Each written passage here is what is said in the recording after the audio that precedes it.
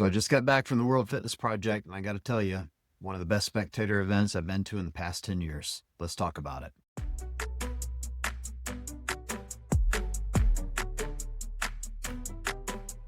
Hey, before we get started, do me a favor, hit that subscribe button as well as the notification bell. That way you don't miss any content coming out here on the channel.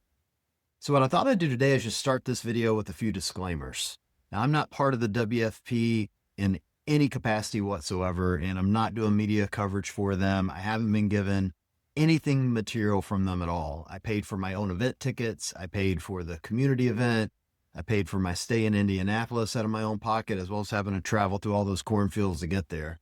The only thing the World Fitness Project has provided me is access to their photo and video file from the event, with the stipulation that I tagged them. They actually gave me no other stipulations, which honestly, knowing me and my low impulse control, was a little surprising. I'm telling you all of that up front because I want you guys to understand that everything in this video is just my own experience over that weekend, and that the opinions are mine and free of influence from the organizers. Now, I do have a few friends that work for the WFP, and they're dear friends of mine, and I love them dearly, so there's a little bias in that regard, but no influence from the WFP at all. And honestly, they don't even know I'm making this video. So there's that. I actually debated what I wanted to create for you guys coming out of that weekend. And I thought to myself, the most valuable content you're going to get that you likely won't get from others is just someone that's going to share their experience as a spectator, because 99.9% of you will likely be experiencing it the same way. And having the opportunity to hear or see a review to help you decide that if your hard-earned dollars are worth spending on a new tour like the WFP would be helpful. Now, this review is not going to be all-encompassing. I'm not going to talk about the workouts themselves. I'm not going to spend time talking about athletes, but it should be detailed enough for you to get a sense of what you're signing up for when you go. So let's just start with the obvious, which I think is location and facilities. And I'm going to be honest, when I first heard this event was going to be in Indianapolis, I was more than a little concerned. Mostly because I live in the Midwest, and the prospect of going to a similar location surrounded by endless cornfields just didn't excite me. And that's no offense to those of you that live in Indianapolis. I'm sure you have a lovely city, but you just beat my Cavaliers in the NBA playoffs, and I'm bluntly still a little salty at you guys. Regardless, this Grand Park Sports Campus that it was held at, or the facility itself, was really absolutely the perfect venue for something like this. And it offered plenty of space, plenty of parking, and a lot of flexibility, I think, to the WFP, the athletes, and most importantly, spectators like myself. The Grand Park Sports Campus that they held this at sits on 400 plus acres, and it has 377,000 square feet. It was gigantic, with 3 full-size synthetic football fields. They also had concessions and a cafeteria on site, as well as alcohol if that happens to be your thing. And bluntly, the food was part of this specific venue, so it's likely is not going to be comparable to any of the other tour stops you go to. Overall, I'm going to give the food choices a C+. They were okay for those of us in the fitness space anyway. If you're not in the fitness space and you're just an average American, doesn't care what you put in your body, it was an A. You know, they had pizza and cookies and that sort of thing. They had some healthy options, and so I appreciated that. They also had plenty of other rooms for other things, like the production and the media team had their own spaces. The athletes had a gigantic warm-up area.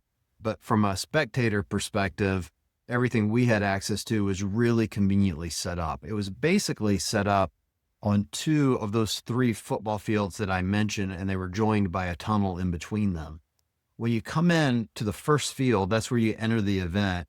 That's where they had the community event, they had vendor village, they had the competitor floor for duos and teams, and then they also had the Red Bull armored vehicle that was providing music and DJ services for all of that at once. I didn't spend a lot of time watching the duos and teams, but what I did watch was really high energy. It was fun. It had great crowd participation and viewing, and that Red Bull armored vehicle was actually really cool. It added a lot of excitement and good vibes to the event. Honestly, I felt a little bit like the old man in the room at times, because I think I verbally said out loud, "This music's too loud, turn it down." But to be fair, I am the old man in the room. It wasn't distracting, and it didn't distract from the competition. It was just a kind of a different thing I hadn't experienced.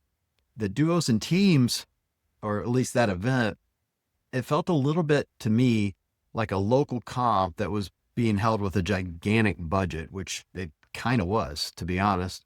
And it made it feel unique and different. You've likely never seen anything like it, but if you've been to the Arnold Classic in Columbus and seen them doing workouts on a small stage in front of a big crowd with loud music, it felt like that. I didn't talk to any of the competitors that were doing it, but visually they appeared like they were having a good time. And I did talk to several of the spectators and a few of the people even doing the announcing, and they were having a blast. Everyone really loved that part of the event. On the other end of the field, you had the community event. Now, that was being led by Saxon Panchek and a group of volunteers. And I actually did this one. It was 10 a.m. on a Saturday. It felt earlier than that to me. If I could complain about something because I needed to change the clothes to do it, I had to do it in the bathroom in a stall, and that was a little awkward. So there's no place for, average people like myself to change, or at least I didn't know where it was. And the workout itself was really hard, so I needed to bring a change of clothes. I knew it would be long and I'd be sweaty and gross. I didn't set any records in this event for whatever it's worth, but it was well judged and coached, and that part I really appreciated. My judge, actually, that I had looked a little bit like Jeff Adler if you bought him on Temu, but he held me accountable, and he counted my reps loud enough for me to understand how slow I was moving, and most importantly, he didn't look bored, and that's what I love about a judge that stays engaged with you the whole time. I've also known Saxon for about a decade now and had the added benefit of him trolling me through the workout, so that was fun for me, but you guys won't get that experience. He's way too nice for that, unless you ask for it. In any event, I thought the community event was really exciting and a nice little value add for people that wanted to get their workout in and get an opportunity to see what the competitors were doing, because they did it actually on a live floor, and you use the same course that the elite athletes were using for the run portions. Next to that, or actually in between those two competition spaces, was Vendor Village. Now, personally, I wasn't expecting very much out of Vendor Village, considering it's a new tour, and I was right. It was really small, not really designed to do a lot of shopping. Now, they did have some cool vendors, and I appreciated getting to see Velites in person. I think that's how you pronounce it. They're the new sponsor that does the grips and the shoes. And they had some really cool stuff there. Errol Lowen had her Strong Mom line of tees. Concept 2 was on site. They had their new Strength Erg, and people were really excited to see that in the wild. Now, my bougie ass already owns one for my home gym, but people were really excited to see the new Concept 2 piece of gear, as well as the, obviously the other things that they provide. Otherwise, there just wasn't a lot of variety in Vendor Village, and again, it was kind of small. It didn't feel like a detractor from the event to me, but if you go to these things for shopping, you're likely going to be a little disappointed. And then next to Vendor Village was the studio show with Annie Thorisdottir, Katrin Davidsdottir, Seth Page, and Derek Forrest. Now, as a spectator and not so subtle super fan of Annie, I really thought it was cool to see them right in the middle of the foot traffic and accessible to the crowds. They had a few small risers set up around so fans could watch them live, and during breaks, it would have been really easy to interact with them if you wanted to. I was actually surprised because I didn't see a lot of people, if anyone, do that. And I'm sure some did, but I kind of thought it would be relentless for them considering where they were located. I also thought when I first saw the studio stage that it seemed a little overdone to me. And what I mean by that is it's something that the competition was paid for that just wasn't quote unquote necessary. With that said, I had several people comment to me that they really loved it, and that they felt like getting to hear Annie and Katrin give their picks for the workouts was a huge value add and just a lot of fun for people. So kudos to the WFP for taking that chance. It's certainly something I wouldn't have thought of. And I thought it was, from that perspective, it was really great. Once you leave this kind of first area with those 4 spaces, you go through a tunnel with a Red Bull arch on it into the competition floor. And I loved this setup. I love the overall vibe of the event and just kind of the excitement when you get in there. The live production itself, or what was happening right in front of you, was really slick. They had fantastic music and lighting. The events themselves had this kind of race feel to them, like they're really quick and very competitive. And most importantly, as a spectator, really easy viewing. Now, all the seating was first come, first serve. It was basically risers, and they had it covered on all sides. You kind of sit wherever you wanted. And they also had a more expensive VIP option down on the competition floor that I think was for around $500. And that would come with a wait staff and free parking. Now, parking was only $10, and the general admission tickets that I had are $50 a day or $100 for the weekend. And that got you access to any of the seats in the risers. So I'm not sure being on the floor is a better value or better unless you're just really dying to have someone wait on you and to be on the floor. The difference in price did not make it worth it to me. So, doing it again, I would not choose the more expensive option. I'd just stay in the stands. I thought the view was great from the stands, and they had jumbotrons on all sides that helped with the close action viewing. So when you're kind of half blind like me, I didn't need to be closer to see what was going on. The events themselves had this energetic kind of Monday Night Football vibe. They had the promo reels before each of the events where the athletes would announce themselves, kind of like you see on Monday Night Football. Imagine, Emily Roth, Canada, and it's her doing it. And then she runs through the tunnel and you've got a smoke machine going off and loud music and the crowd's cheering. That part I thought was really exciting. The athletes very clearly were geeked out by it, and rightfully so, because it was fun and engaging. And I thought it set the mood for each of the heats and kept the crowd engaged. I also thought those events themselves seemed far less stressful for the athletes.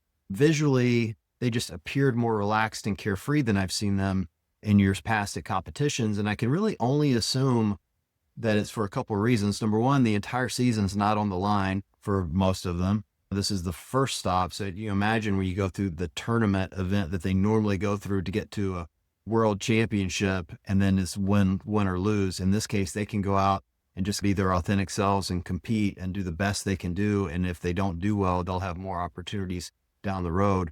Secondarily, they're also already getting paid, or at least a lot of them are on salary. So that's a big win for them too.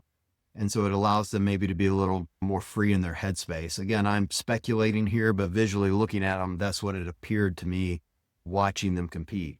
I also thought in the heats where you had athletes that were quote unquote out of contention at that point, those were more competitive, probably because they were just enjoying the moment more and were fighting for pride, and the crowd was really excited by it. So I thought all of those were huge wins, both for the athletes and the spectators. Overall, I would give this live production a 10 out of 10. I thought it was as well done as any event I've been to in the past decade, if not better. And if I could summarize the World Fitness Project Tour Stop 1 with a recommendation for you, it would be check it out. You have very little to lose. You get a ton of value for the cost. And if you love watching people work out fast, it's going to be your jam. Hope to see you at one of the events.